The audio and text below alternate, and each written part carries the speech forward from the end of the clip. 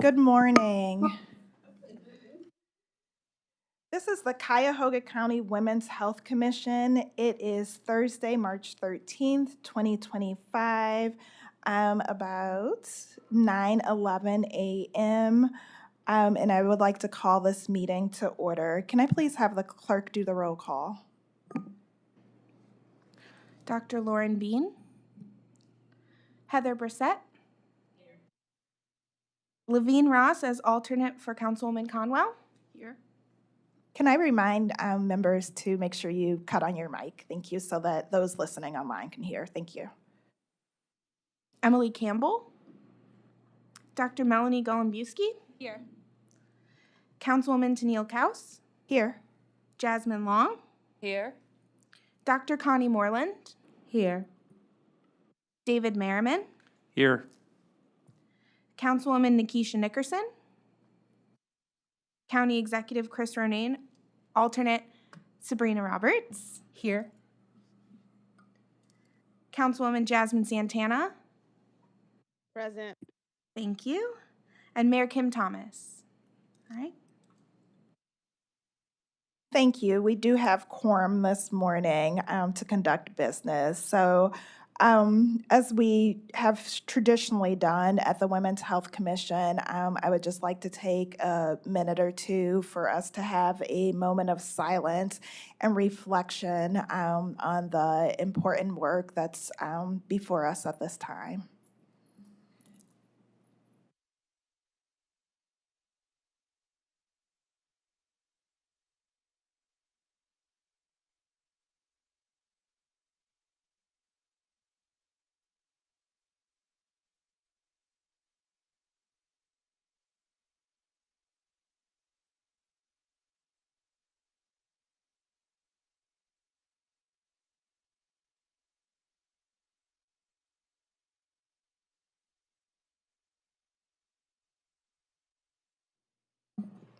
Thank you. Just like the record to reflect that Commission Member Mayor Thomas and Commission Member Nicholson have entered and joined us. Thank you so much. Commission members were emailed a copy of the minutes from our November 21st, 2024 meeting, and I believe have had an opportunity to review those minutes. Are there any edits, additions, or corrections to those minutes? If not, I would like to call for a motion to approve. Motion. Thank you. We've had a motion by Councilwoman Nicholson and a second by Mayor Thomas. All in favor? Aye. Aye.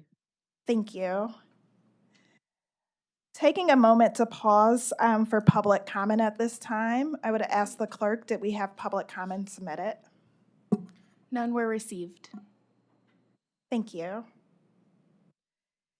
Jumping right into new business, our first item of new business is strategic priorities discussion, and then we're going to entertain a motion and take a vote. As the commission members know, we've had an opportunity to meet in small group discussions to talk about some of the data we receive, some of the personal stories from ourselves and from our community that we've heard, to really try to finalize and solidify the priorities moving forward on the commission. Before you, and I appreciate our clerk bringing it up as well on the screen, and everyone should have a copy at their table too, is the rich ideas that came out of the brainstorming session. And so you will see yourselves in these and your colleagues in these. We were encouraged by, a lot of good, fresh ideas, different ideas, but we were also encouraged because there were a lot of similar ideas and similar priorities that members wanted to raise and work on within Cuyahoga County. For clarification purposes, the pink items that are darkened, those are ones that we repeatedly heard over and over again throughout meeting. And so I'm going to open it up for discussion. You will see at the top the two items that really rose to the top in all of our small group conversations were reproductive/physical health of women and mental health of women. And I just want to say, when I use the term woman or women, I really am emphasizing from birth to grave, even though I'm not saying young children, adolescents, etc., or our more senior population. And so opening it up for discussion with the committee.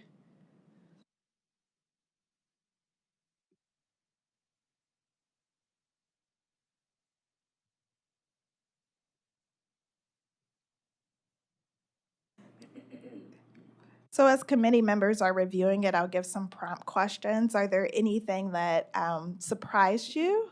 Or did, as you look at all of the boxes, and we see there are many, do we feel like there's anything missing in the course of this conversation? Madam Chair, this is Councilwoman Santana. Could you hear me? Yes, thank you. No, nothing surprised me, but back to your initial question about the two priorities. I'm just, as far as reproductive health, it just seems so broad. Are you going to talk about like what really goes under that? Like I know there's family planning, maternal health, menstrual health. So are we prioritizing all those issues? Thank you. Great question. And I think having reproductive health as a broad category is going to allow this commission to decide on what it's going to focus on and what it can drill down on specifically to help the women of Cuyahoga County. We know there's so many great programs already within the county, so we don't necessarily want to duplicate programs or duplicate services, but find out where we can either support what's already going on, or if something is not already going on, and it will be beneficial to the women of Cuyahoga County to, see how we can support those initiatives and those causes. I would also like to say the thought process with this, and I think we talked about it a little bit on in our groups, our small group conversations, is that the larger committee is going to break into two subcommittees, right? And for those of our colleagues on the commission who are working on the reproductive/physical health, I think that that's a question for the subcommittee as well. How are you going to define that? And it would be nice, obviously, to have a working definition of both of these, so the same holds true for the mental health committee.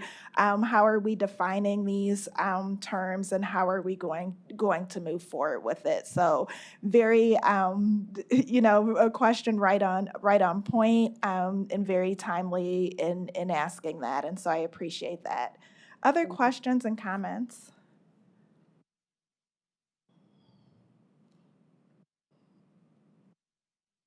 Can you, I'm sorry. I don't see immediately maybe missing, but sexual health and education, especially for our young women. Let's see. I don't see. I think that's the first thing that's standing out as I look over it. I'll keep looking. Thank you. And it is such a rich document with lots of details, so I appreciate that. can you orient me to the little white circles in this middle space? So like the green boxes were the major themes, and then we have like the next layer being within that. Yeah, so thank you. Those also rose to the top, and so kind of like, I guess I would call them maybe subcategories. So access to reproductive health and physical health. So that might mean preventative screenings like our mammograms, our pap smears, etc. Creating a safe space for connection and care. I think we heard a lot about that with the Project Noir presentation, and women in the community sometimes feeling like, although we are busy very much in meetings, sometimes we don't have that strong connection with other people for support, especially in terms of our mental and physical health. And then that's going to the connectivity piece too. So creating safe spaces, connectivity, and I think we'll see that line really throughout from our young people all the way to our seniors as well. And so this is just something that also kept rising to the top, that hopefully when we do those subcommittees, we can keep that front and center and really try to weave that into what else we're doing. So I think those spoke to me probably the most, like really as the North Star of anything that comes out of this. Like, are we improving access? Are we making this safe for everyone to come? Is there a connectivity or, you know, something that's going to bring people together to keep moving this work forward? So I found those white circles probably the most powerful on the page, but yeah. yeah, absolutely. Thank you. And I just would like to say, Executive Ronayne has joined us as well, and Ms. Roberts, serving as his alternate, is still present and helping guide this conversation. Well, good morning, and thank you, Chair. Yes, I had a quick meeting with the council president this morning, but good to see everybody. And it's probably already been said, but I think every month is Women's History Present and Future Month, but happy Women's History Month. And International Women's Day that I think was just passed a few days ago. I just wanted to say always an honor to be with this commission, but particularly on this day and month. And also I was lucky to be briefed by Sabrina, Audrey, and Laurel about what you guys have in front of you. So I'm pretty caught up, but I agree with the last comment about the importance of those center spaces. And I just, sorry to go too long, but particularly think that those two areas also of mental health and reproductive and physical health are right on the money in terms of what we hear from the county about where we can be a partner in filling voids and making progress. Thank you. Wonderful, thank you. And we did not acknowledge Women's History Month, so we appreciate you doing so. We jumped right into the business, but thank you so much. So I think there's a theme that runs through this I just want to call out, and it is so digital health. And I think as we all watch how social media has really changed adolescence, and I think there's elements of connectivity, there are elements of creating safe space that I think are positive, and social media can actually do that, technology can do that, but it can also be extremely harmful. So I do think as a community, there's a lot of value for us to be really talking about how social media affects all of us, but I do think there's a risk of disproportionate impact on the adolescent community, and especially females. So I just want to lift that up as a theme that I think we should continue to track and have some just, you know, consideration and understanding of what's going on nationally as it relates to it. Great, thank you. Excellent point. One more, just to dive deeper into reproductive health. We all know that, you know, once you dive into or get into menopause and you experience infertility, but sometimes when you're younger, you either get into infertility for different reasons like endometriosis, et cetera, like that. So that's a conversation that people want to talk about because they don't understand it as they're diving into it. So I think that's something we want to get information out on. Absolutely. I always tell the story to female friends and to share personally. I feel like all through high school and sex education and growing up with my family, the common theme was don't get pregnant, don't get pregnant, don't get pregnant. I didn't realize until I was a very full adult and one of my girlfriends was trying to get pregnant that some women don't get pregnant because of different medical circumstances, et cetera. And so 100% agree that education and community conversations and support, because that is that really stretches mental health side, I think, and on the physical health side, from my understanding of talking to people who have personally experienced infertility. Yeah, and that also extends into the mental health because we always go into, oh, the woman who doesn't, the barren woman or the woman doesn't have children at a certain age and they're looked at a certain way, but it's a difference between a choice and a difference between it being taken away from you. So, you know. And absolutely, and I would go so far to say that it's okay for a woman to make a choice not to want to have a child. Every woman does not always desire to have a child, and that's perfectly healthy, perfectly good. There should be no societal stigma associated with women who can have a child, a healthy pregnancy, a healthy child, etc., but choose to not have a child for whatever reasons they might decide. And I think there is still some stigma associated with that. So. And let me add on that topic that when we look at marginalized women as not having the privilege of reproduction, especially when they're challenged with infertility, that there's I guess, a quiet epidemic of women who suffer from the inability to have children, and also to bring forward this concept of protection of your female reproduction opportunity or abilities by protecting you from infection and other problems. So there's opportunity for education in this area as well. Thank you. Did I see Ms. I was going to add that, as we move forward and we form the committees to address the key areas, what jumps out to me is the major themes. And these are going to be instrumental in how we come up with solutions and how to best address the various needs that they are. I'll just repeat them quickly. Advocacy, and I think under advocacy is the support that you mentioned, that individuals need support. We have here education, that's gonna be key.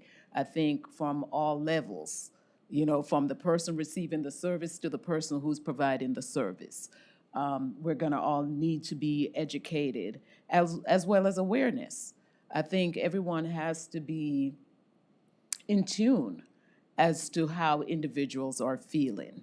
And as you mentioned, do we understand, well, let's just say being culturally competent as to why people make the decisions that they make. And then communication. Communication is key. Communication sometimes leads to conflict when we're not communicating effectively. So I think these are key areas that we need to keep in mind as we come up with our various solutions as how to address health issues. Thank you. And Heather, I see that those first two as multifaceted, right? Because there's the greater advocacy around certain issues, like the councilwoman was just saying, but then there's helping folks feel empowered to advocate for themselves. And so I think that we didn't necessarily call it out, but supporting maybe some trainings around empowering folks to feel that they can advocate on behalf of their own health, ask questions about what's happening with their own health and their bodies as well. I think that would be critically important. I love that. Those of you who have been around me in small group know that I'm a big accountability person, and I think I expressed it in our small group session that I want to empower women, that they can advocate for themselves. And at some point, I think we need to work into our process, our system, holding institutions accountable as well, so that women have some way of reporting when they are not provided the care that they deserve and need.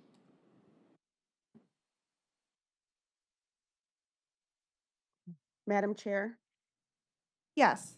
Okay, just to add, because I know I have to get off soon, I still have about 30 minutes, but I know we're not there yet, but just to put on the record, I think it's gonna be crucial to have, connect these focuses to Cuyahoga specific data. And this will help us establish metrics within the small groups. So just so that we make sure that our progress is effective. Thank you for raising that up. Measuring our progress, I think, is going to be key, and seeing how we are, if we're actually being effective. And then once we see those numbers, tweaking it to become even more effective. So just process improvement, I think, is going to be key. I'm just going to go on the record and say women are very good at that, and so we're gonna do a great job, I think. But thank you, Councilwoman.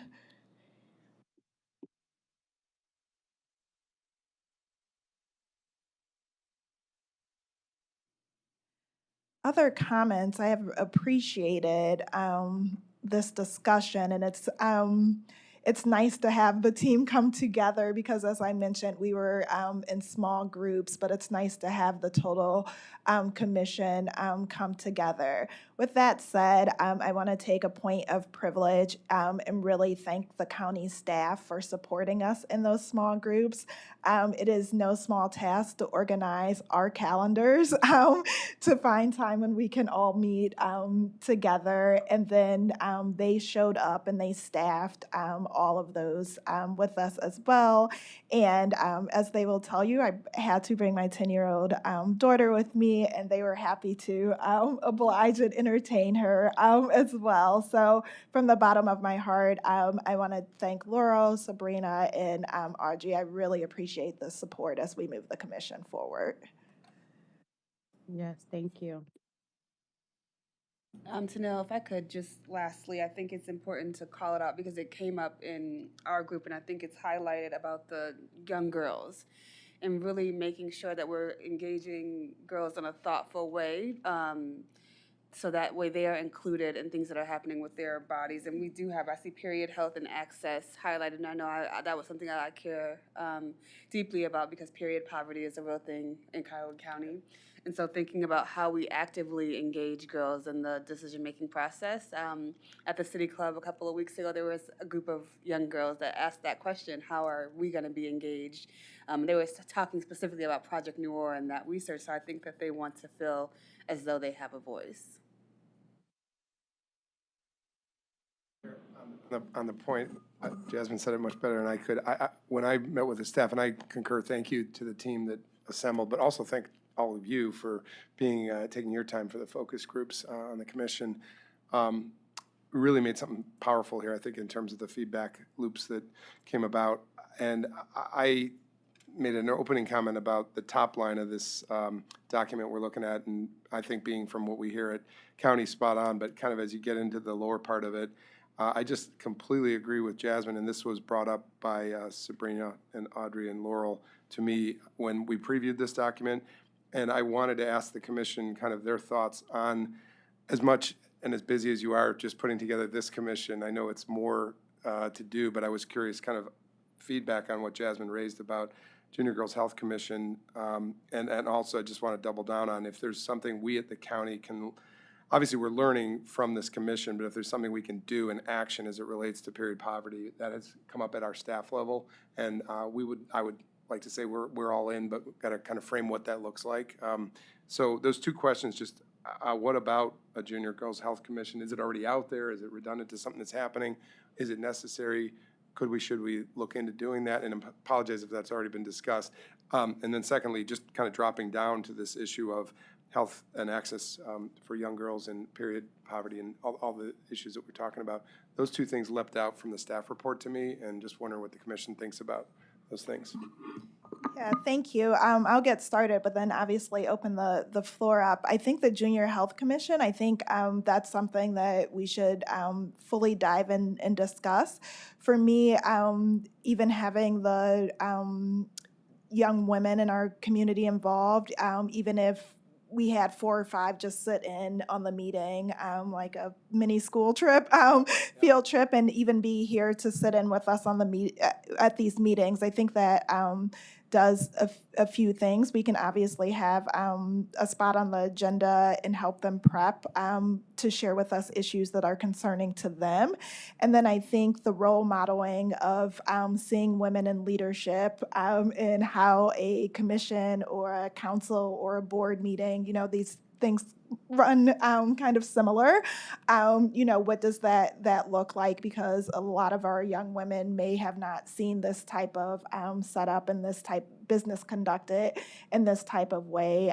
So some mentoring, but I think that's really open for discussion and open for a lot of good ideas. I'm also curious about what else exists out there, if there's best practices from other counties or cities or other states, et cetera. And so we can dig in and also, I think, do some research on what's out there and what could be a best practice. But definitely have to, I'm very removed from adolescence, and so I think most of us are. So getting their voice at the table, I think, is very key. Madam Chair, I think that's because I think that's a great idea. Can you have her mic? I apologize. Good morning, everyone. I would, and I agree with what both of you guys have said, but I would take it a step further and invite them to this space, invite them to be a part of this board and not just sit in the audience, but maybe appoint one of the young adults to this board.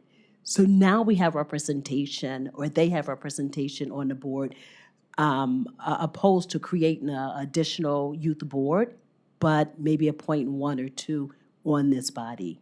That would be my recommendation. Wonderful recommendation to make sure they have an active voice at the table. I appreciate that, Mayor Thomas. Wonderful.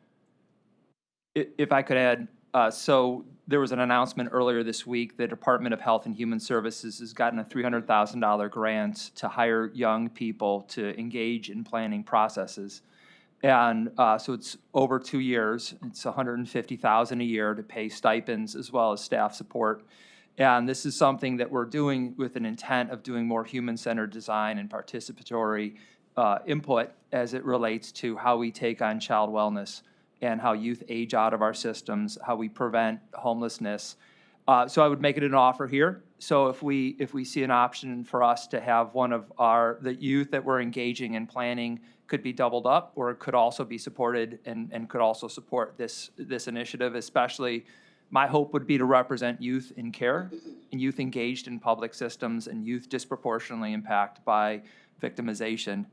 The other thing I would add in looking at implementing this strategy, we're working with an organization called A Place for Me that has been the organization helping prepare or helping to implement our demonstration grant, our HUD demonstration grant of ending youth homelessness. And they're going to be offering a training for adults to help them when they intend to bring youth to the table to ensure that the relationships are balanced, that there's awareness in the cultural competency, and that we're able to recognize at times of that power imbalance, as well as the impact that bringing a youth to a table could have on that youth and how to be responsible with that relationship. So it stands as an offer. If there's a way for us to connect on these projects and these trainings, we're more than happy to do that. I also am on board for YMCA for Warrensville as well as YMCA Cleveland. So if you have any windows for women on the youth committees for those things to come in, even if it's for them just to come in to view, or maybe pull one or two women to come in, young women to come in to be on the committee, I'm more than willing to just, offer that. So just let me know. Wonderful. And as we talk about this, and with Mayor Thomas' great suggestion, I'm trying to be an and person. And so we can have youth opportunities sitting on the committee, and we can have broader participation so that more people can be in the room and we hear more voices. And so, we might want to approach it from multiple strategies and multiple standpoints. And so this is the richness of this commission for us to just bring such a fresh perspective and good ideas to the table. So wonderful. There are a group of medical, medical providers doing school-based health, and there used to be a school-based health group in Cleveland. I don't know if it still exists. Oh, there we go.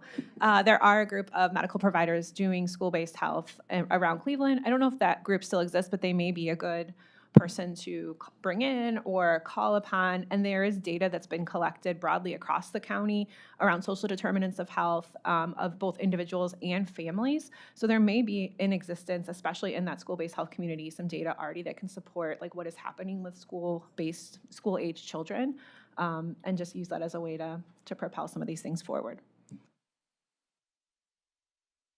And I would say that program does still exist. One of the things we could do, chairs and everybody on the commission, we could kind of do the environmental scan of what's out there already with young women's advisory groups and things of that nature. Being the dad of a 16-year-old daughter, I know that she's on a few organizational advisory committees around town, and I compliment the City Club for having one. They have a young person's advisory committee, which my daughter happened to join. But to hear young voices, no matter where we are, whether it's health, whether it's civics, everything, it all kind of wraps up to the same thing we need to hear from our young people. Compliment to the mayor of East Cleveland, the newly appointed interim mayor of East Cleveland, Sandra Morgan. In a conversation I had with her just about her startup, one of the things she said to me is, I would really like to hear from the youth from our community. I'm sure mayors and councilpersons around the table and in the Zoom appreciate that. We need to hear here at the county from our young people. So I just applaud you guys for kind of thinking about advancing this. And I'm with you. It's maybe maybe there's a representative on this commission, maybe there's a junior health commission, maybe there's an advisory committee. Whatever it is, we can start doing the environmental scan about what's out there. And a lot of our school superintendents are pretty vocal with us about what's going on in their schools and who to lead us to and the young leaders in their schools. So we'll get on it. Wonderful, thank you. And I did not want to forget the executive's other point, the period poverty that he brought up too, and that Ms. Long brought up as well. And so I think this came up multiple times. Also, and maybe that's just because of the age of this group, menopause and perimenopause came up quite frequently. Well, maybe it's just the age of me. I don't want to put my council, my commission members out there as well, but the age of me, I will say, it came up as well. But and if I could have either Sabrina or Laurel, I know that there is a fellow from the Cleveland Foundation, Couture. I'm so sorry, I'm blanking on her last name, but if you could just share a little bit, if that's okay. Yeah, so Katura Pleasant, I think is her last name. She's been working on this as one of her major projects since she started with us. She's actually under the HHS umbrella. But there is a drive that's happening, and on Saturday, the 22nd, I'll kick it over to David so he can talk about it. But she is very passionate about this work. She came to us in the fall and said that she'd like to talk about it in front of our commission, and we weren't quite ready to have that conversation yet, but we are excited to support her and in her efforts. But definitely want to see it, as an ongoing project. And David, do you want to talk about the drive? Absolutely. So, so Katura Pleasant is one of 2 Cleveland Foundation policy fellows that are placed in the Health and Human Services Department. And she actually has been doing a good amount of research. What the proposed event is a partnership with the Greater Cleveland Hunger Network to do a period poverty project, drive to collect products. And so, and folks can donate as well as contribute products. And so we will have Katura send the information over to this group to distribute amongst the members. We would love to have as much support as possible. And then she stands by and is available to do any additional research or support this conversation in any way possible. We have far too many smart people around the room because now my wheels are spinning because I realize one of the things that is not illuminated here is policy. And one of the things that I was thinking about, if we were to take on a policy, or if we could support your intern with the policy, because there is work around this in Columbus trying to eliminate the tax on period products. So if those are the kind of things that maybe even we could get engaged in or support around the community. I know there's also talks about eliminating taxes on things like diapers as well. So really thinking about, what is our role in policy to actually move the needle forward? To Councilwoman Santana's point, how do we really track our outcomes? And Jasmine, can I add, Madam Chair? I would just say this low-hanging fruits is that in November 2021, I introduced or I passed legislation for free feminine hygiene products in city-owned buildings. And then the Cleveland Public Library added on, just continued that effort as well. And it's been pretty successful. And I met with Tora, I think if I say her name right, and she's trying to figure out how do you measure that success, right? But they are dispensaries in all rec centers and all city-owned buildings. So my hope is that the county could do something like this countywide. I So think there that's is a fair challenge, Councilwoman. I was thinking as Jasmine was bringing up policy, and I certainly want to look into what other cities have done, but I guess we look in our own front yard here in Cleveland. I was also thinking about the schools in the 34 school districts in Cuyahoga County. we're trying to get that, and I'm not sure if our public health institutions offer free feminine products, but there is still some work to do. This was just the beginning, but I will tell you that I've had young girls tell me, say thank you because they go to rec centers and they are able to have access to free hygiene products.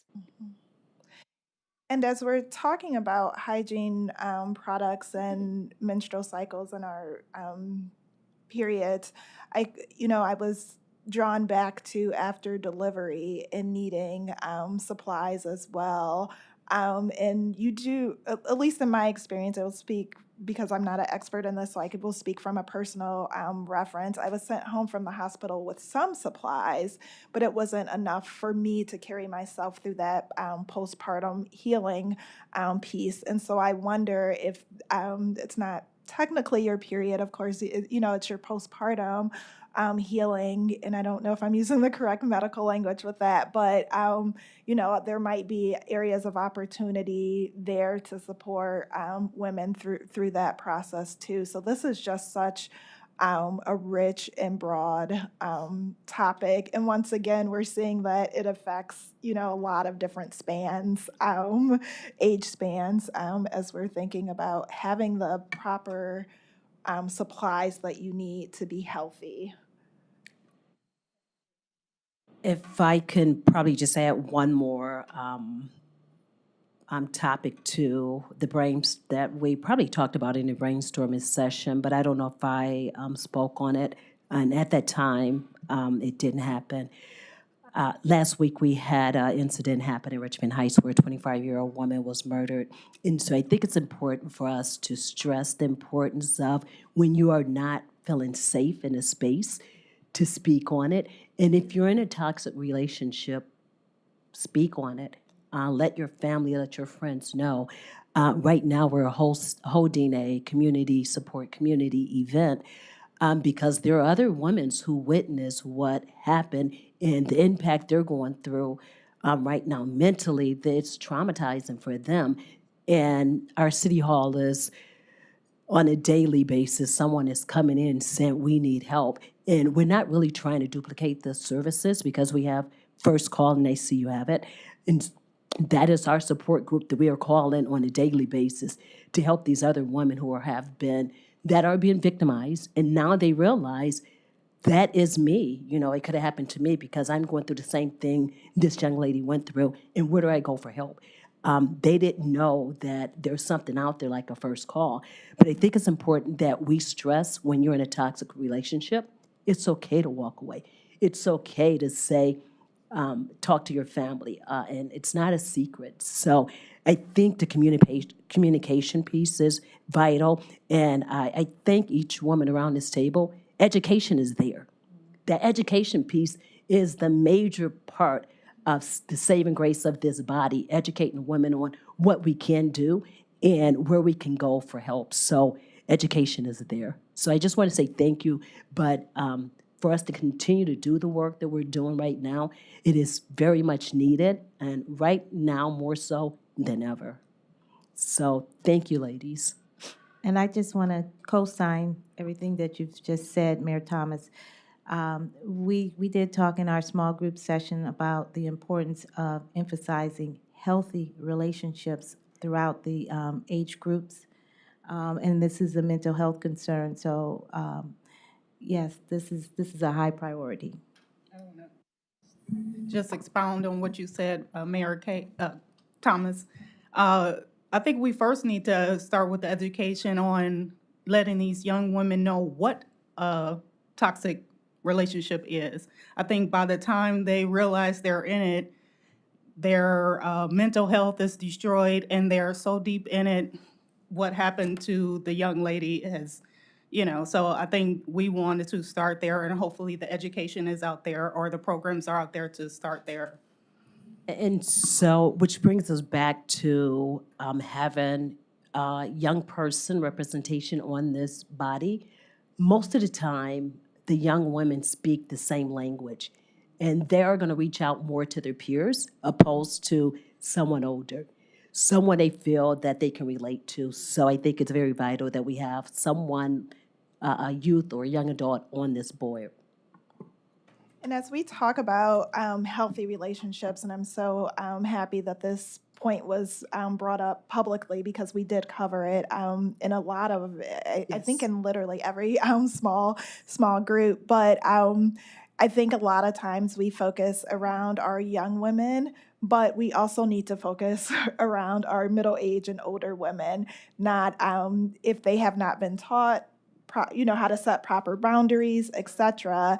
You could be more senior in your life in dealing with an unhealthy relationship. And so obviously we definitely want to support our young women and giving them those tools. And I think this goes back to the digital health, some of that piece as well, and access to social media and things. So all of this just really intertwines and interplays. But I also think we want to think about this topic all through a woman's lifespan as well. And as a small emphasis, during pregnancy, we do still see one of the number one causes of maternal death is intimate partner violence. Yeah, I just want to echo that, like just across the lifespan, all of these things we're talking about, there's a place in each and every developmental stage of a woman. Mental health, it might look a little different, but the theme is the same. And so I think as a larger group, if we focus on those two big buckets that were, bolded for us at the top, whether that be we have sub-working groups or, other working groups, like tasking those, like these things are touched upon in every single, phase of a woman's life, development, puberty, pregnancy, lactation, the whole thing, perimenopause and menopause and your older phases of life. So I think if we really focus on that and we ask, what do groups in this context need, and are informed by those groups, like we're all mentioning, we're gonna do some great work. I agree.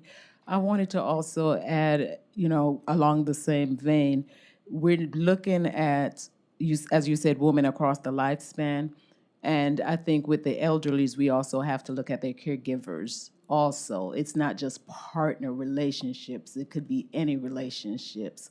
I also wanted to emphasize a point that you brought up when you talked about the other young ladies who witnessed this, were aware of it, that it was traumatizing for them. But it affects the whole community, because every time someone loses their lives, for me, I feel like, wow, what could we have done differently? So how do we get ahead of it in preventing it? And you would think all the work that's been done over the years on DV, on domestic violence, this is still happening, but then it ties back to that mental health.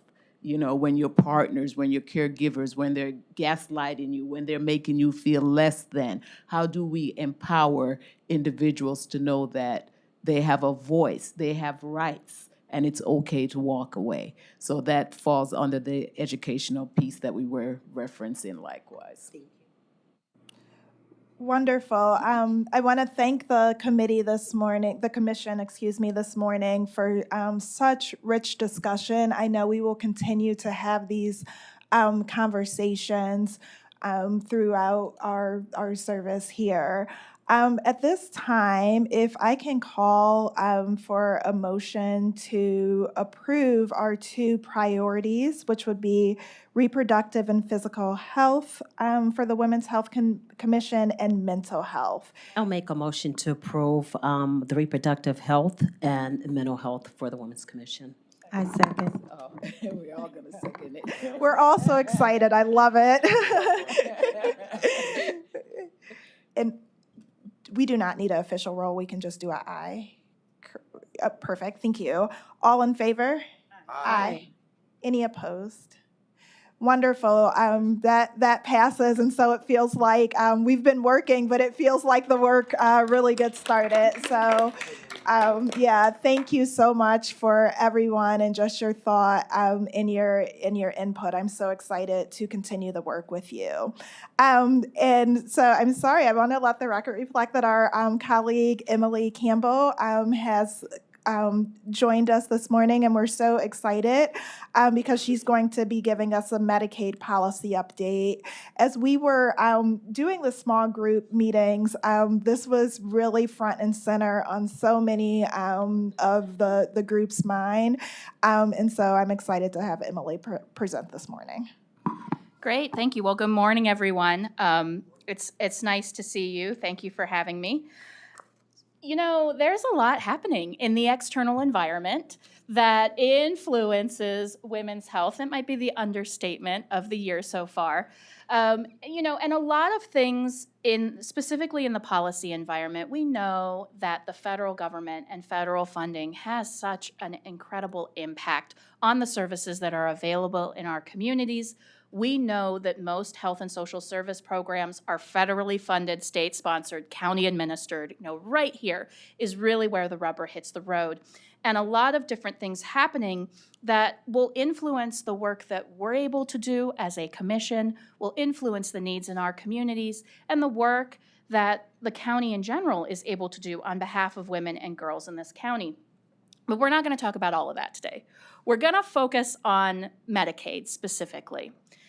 Medicaid is such a vitally important source of coverage for people in Cuyahoga County, and it is something that is really under threat, both at the state level and the federal level. So when we think about where we're sitting right now, you know, we have an unprecedented level of action for a new presidential administration. They're moving fast and they're doing a lot of stuff very quickly. We also have the sort of normal range of government that happens. And so at the same time that Congress is trying to figure out how to avoid shutdown and address the federal budget and the federal fiscal year that we're in right now, they are also looking at the future and doing the next budget. And meanwhile, the state is undergoing its state budget process, which happens for 6 months out of every 2 years, and we're right in it right now. And all of these things together put pressure on Medicaid, which puts pressure on the health of women and girls in Cuyahoga County. And that's what I wanted to talk about a little bit today. How do I go? Can I just hit the... Oh, awesome. I'm seated in the right place. I'm sure that wasn't an accident. As I mentioned, Medicaid is a vitally important source of coverage for women and girls and for people in Cuyahoga County. Here in this county, Medicaid covers over half of children. 56% of children have their health coverage from Medicaid. It also covers 27% of working age adults and 17% of older adults. 1 in 6 older adults in our community are covered by Medicaid.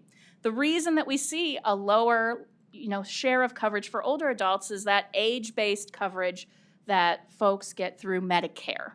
So if you recall, Medicaid is coverage for low-income people and people with disabilities. Medicare is older adults and people with disabilities.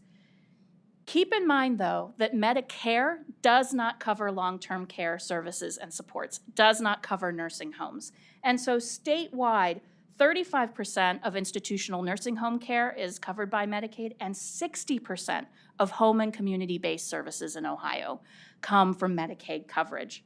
Medicaid also covers 40% of births statewide, and 42% of public school students in K-12 schools had Medicaid coverage for at least 3 months out of the last school year. So really important coverage at all aspects of the lifespan. You can see on the screen Medicaid enrollees by age. This is Cuyahoga County specific and the different age ranges that are shown there. In particular, women in our county are more likely to be covered by Medicaid than men when they are between the ages of 19 and 20. And 59% of those ages 21 to 44 and 61% of older adults are women. So, Medicaid is something that on certain age groups is covering more women than it is men. Something that happened 10 years ago, 11 years ago, was Medicaid expansion. In 2014, Ohio expanded Medicaid, which introduced coverage for the first time to adults who do not have dependent children. So prior to Medicaid expansion, it didn't matter how little money someone made. If they didn't have a dependent child and they weren't disabled, they could not receive Medicaid coverage in Ohio. And so you can see the eligibility levels there. Medicaid expansion covers non-disabled childless adults up to 138% of the federal poverty level, as well as parents between 90% and 138% of the federal poverty level. There are 2 times while I have been doing this work that we saw an immediate and notable change in population level statistics on indicators because of a policy change. The last was the child tax credit, when child poverty was cut by half in 2021, thanks to the federal child tax credit, conversation for a different day. The other was Medicaid expansion. And immediately and continuing on, the number and share of people who are uninsured in this state and in this county has been cut in half since the implementation of Medicaid expansion. As you can see on the pie of all the people covered by Medicaid, all the women and girls, just looking at females, covered by Medicaid in Cuyahoga County, 22% of those, or more than 1 out of 5, are covered in the expansion group. The majority are in covered families and children. That's where we get kids. That's where we have the Children's Health Insurance Program, CHIP. It's also where we have parents that are below 90%. Pregnant women are covered in that group as well. We have aged, blind, and disabled in MyCare Ohio. That's where we get long-term care services and support. MyCare are the dual eligibles who are both Medicaid and Medicare eligible. And then there's some other smaller things. But the 2 biggest buckets are covered families and children and expansion. And then, of course, the third one, aged, blind, and disabled. When we think about who gained coverage when expansion came into place, it is, again, childless adults, working parents, and we see that they tend to be individuals who have struggled with behavioral health issues, whether that is mental health or addiction and substance use disorder. Big changes in the behavioral health space thanks to Medicaid coverage. It's also people that are living with chronic diseases but are not yet at a point where they can be considered disabled. Specifically in our community, people living with HIV and living with AIDS. Obtaining Medicaid coverage meant that our community services could be spent on things other than basic treatment and medication and some of these life-saving treatments. And so it enabled our community, Medicaid expansion enabled our community to move upstream in some ways, to not have to cover the basic things in healthcare and to be able to do things like look at housing for people who are struggling with mental health or substance use disorders and some of these other very positive things that we know make a difference. In our county, close to 100,000 people are covered by Medicaid expansion, that red portion. It's 44,526 women covered by Medicaid expansion here in Cuyahoga County. And as I mentioned, Medicaid is an entitlement program, and it is under threat and being challenged. The state budget is undergoing its process now. Right now, it's in the House of Representatives. Today is public testimony before the House Budget Committee, and the amendments are being looked at right now to change some things. But as it stands right now, there is language in the state budget that if the federal government changes Medicaid expansion, the cost sharing in any way, Medicaid expansion will immediately and completely disappear in Ohio. I'm going to read the language because I think it's important for us to see what the budget actually says. If the federal Medicaid assistance percentage for medical assistance provided to members of the expansion eligibility group is set below 90%, the Department of Medicaid, that's the Ohio Department of Medicaid, shall immediately discontinue all medical assistance for members of this group. Medicaid is a federal-state shared cost program. The sort of regular Medicaid, it averages about 65 cents of every dollar in Medicaid is provided by the federal government. For the expansion population, it's 90 cents of every dollar provided by the federal government. The state puts in 10 cents, we get a whole dollar out. There are conversations at the federal level to change that matching percentage. It would save a lot of money in the federal budget to push those costs onto states and ultimately push them onto local government and others.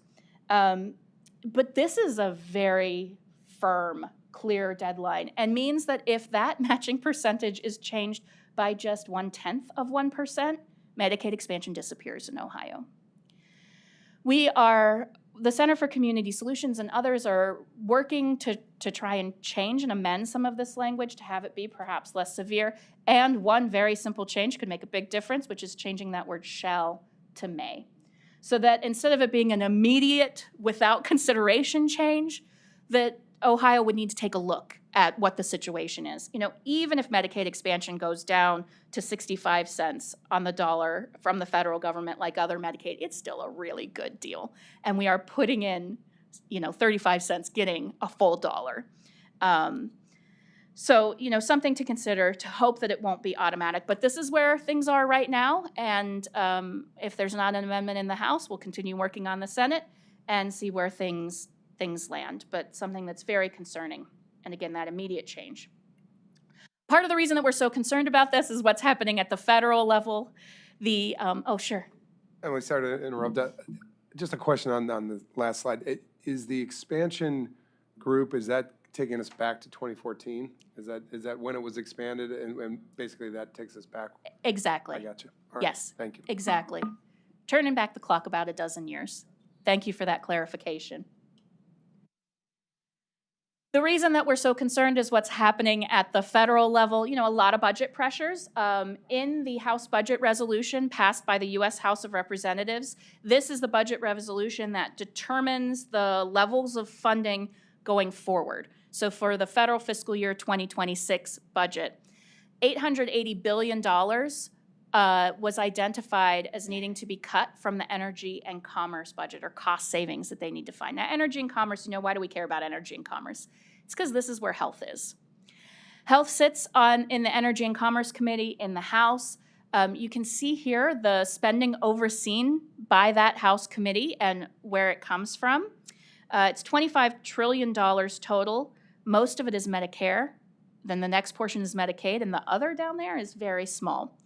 The cuts that are required are $880 billion over 10 years. Each of those squares represents $250 billion in 10-year gross mandatory spending. There isn't enough in other to make up what is required for this committee to find the cost savings or to find the cuts. And so some of the public statements that we've seen about officials saying, we're not going to touch Medicare, we're not going to touch Medicaid, you have to. There's no way. The math doesn't work if you don't address Medicaid and Medicare at the federal level. There have been public statements made that various policymakers don't want to mess with the federal matching percentage. Here's the thing. If the federal government changes the matching percentage, they're pushing the pain and the decisions down to states and local governments. So they are not responsible for cutting coverage. We're responsible for cutting coverage. And so there's a lot of conversations and something that we are very concerned about. But again, the thing to take away is that the math doesn't math. You can't do it without doing things between Medicaid and Medicare. So meanwhile, there are also two waivers that are being pursued by Ohio, both of which were required by the state legislature in the last state budget that was decided on 2 years ago. The first relates to work requirements. Putting in a work requirement for those who are in Medicaid expansion. So like if Medicaid expansion continues, adding a work requirement into it. This would be a 5-year demonstration program to require new pre-enrollment eligibility limitations. So they're saying that individuals who are applying won't need to provide anything. This will all be done behind the scenes. Now, those of us here that know about county operations know that that's quite a burden for county operations and for state operations to try and sort of pre-approve people. And so we're very concerned about this. Again, it was required by the state legislature. The Ohio Department of Medicaid, the governor's office, doesn't have a choice. They have to put it in. This waiver has been presented to the federal government, to the Centers for Medicare and Medicaid Services, where it is sitting. The public comment period is open right now. It is open until the first part of April. Public comment is not considered advocacy or lobbying. It's specifically taken out. It's, opportunities for residents and citizens to share information about how policies might impact them. And so the Center for Community Solutions will be submitting public comment and are encouraging many of our partners to do so as well. The Ohio Department of Medicaid had a pretty small estimate of the people that would lose coverage. Our estimate of people who are at risk was much higher. The truth is probably somewhere in between, probably closer to the smaller number than the big number.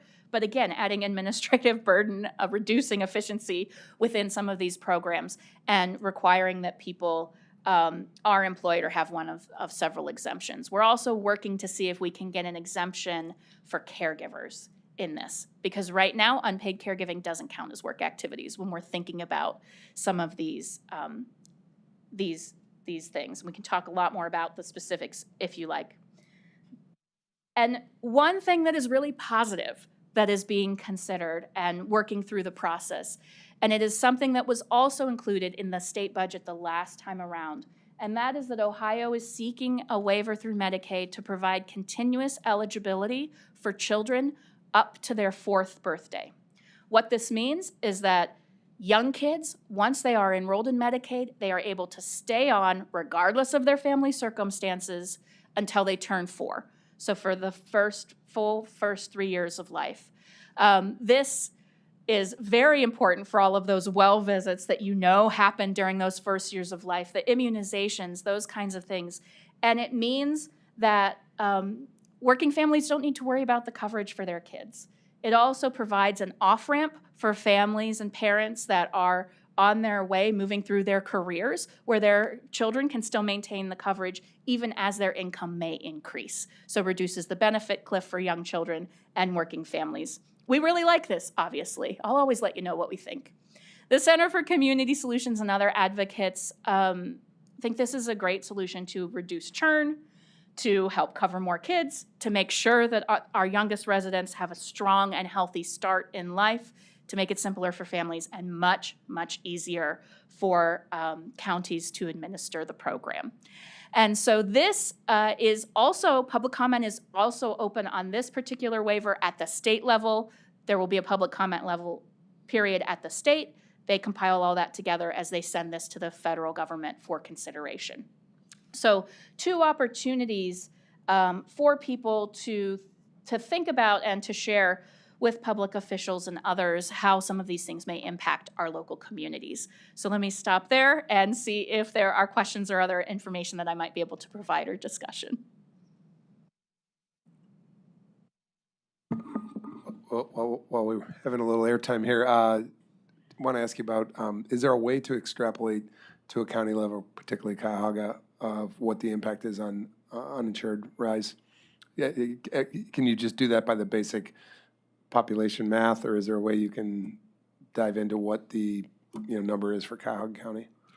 Yes. Okay. I don't have it in front of me, TBD, but we right. we're able to do some, estimates back of the envelope math. Yeah.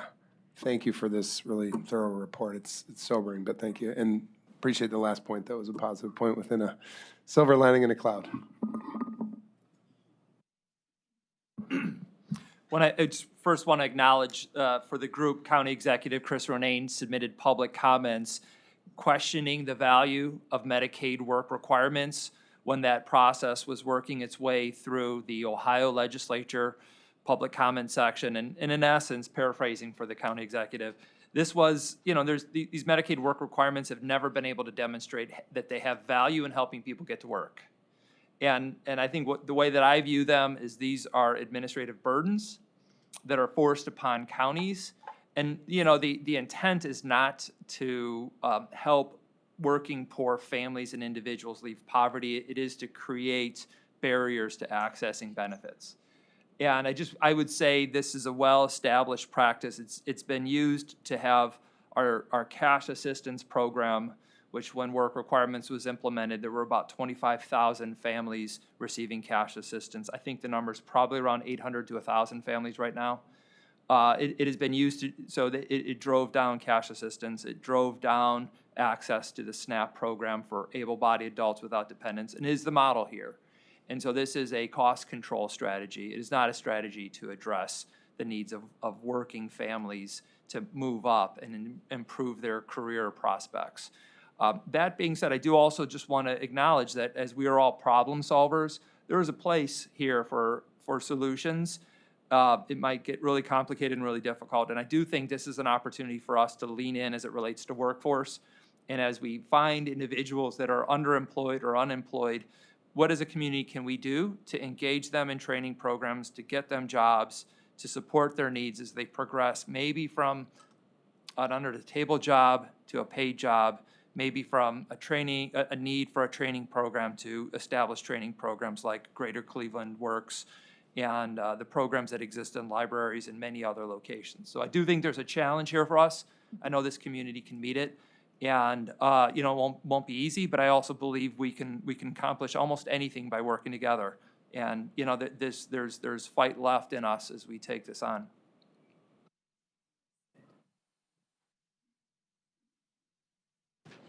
Emily, thank you for that presentation. You do a marvelous job always. You reminded me, listening to it, it reminded me why I went into the field of social work. I'm here to give voice to the voiceless. I'm here to breathe hope into those who lack hope. And as David said, we still have fight in us. And although we'll accept every win that we get, I don't think that age 4, we should stop at age 4. It should be continual. But we'll take the win, but we'll definitely continue to advocate for our people here in Cuyahoga County and throughout the United States. Thank you. Thank you, Emily, echoing my colleague's sentiments. Job well done, as usual. Emily shared with us that public comment is open right now. I would encourage those on the commission who feel moved as private citizens even, or there's, elected officials here too, obviously, and I appreciate county executive already putting in public comment, but encouraging the commission if you feel so moved. And those at home watching or will watch the video, etc., if this is something that you feel strongly about, to consider putting in public comment at this time as well. I will say that at the state, as they move their proposal to the federal government, they summarize the public comment, and on the work requirement, over 90% of the public comment were against implementing a work requirement. So it shows an overwhelming lack of support from Ohioans, and that is something that can sway some viewpoints among decision makers.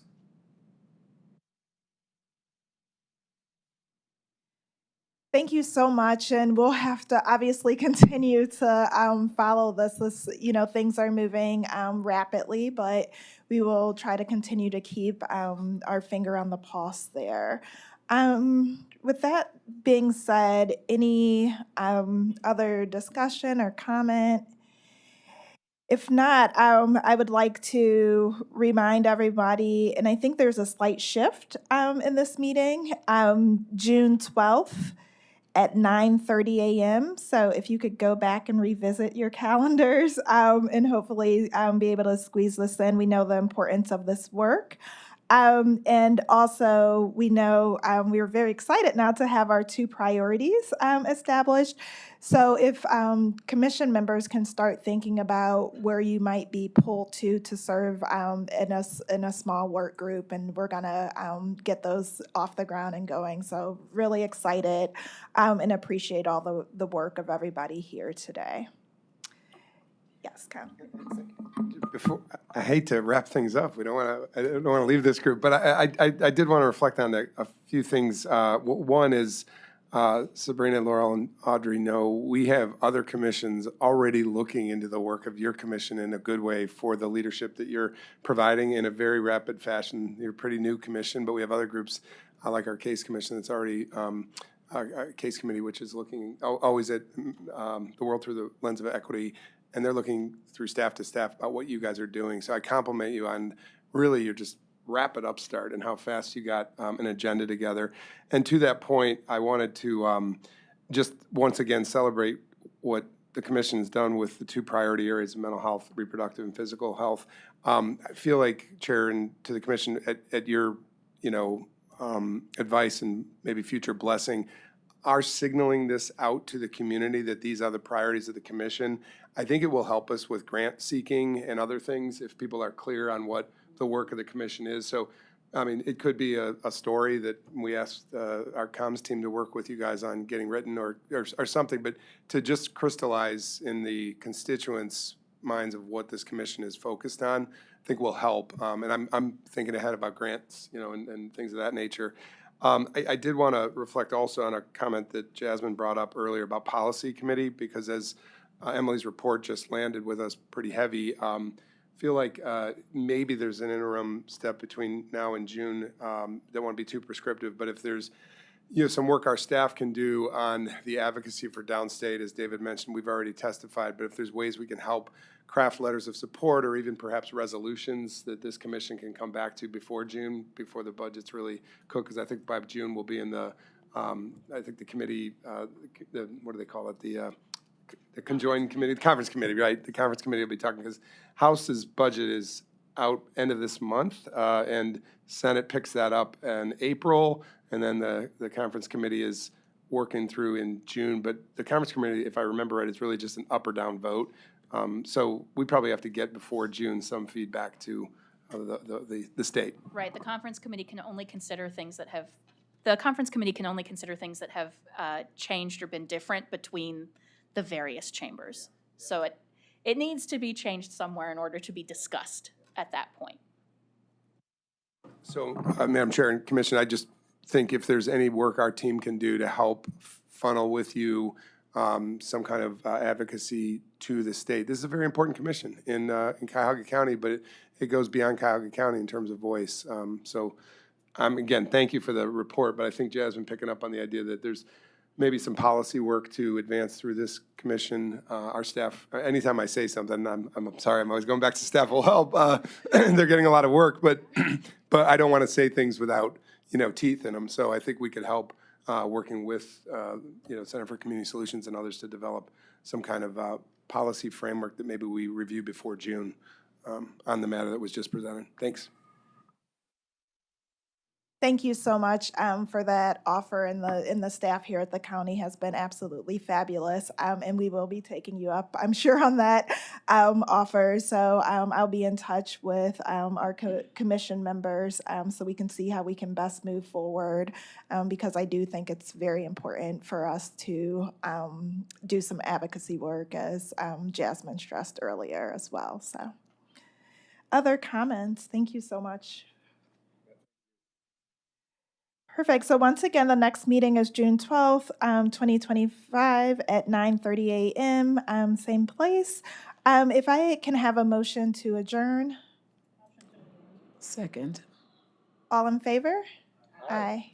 Thank you.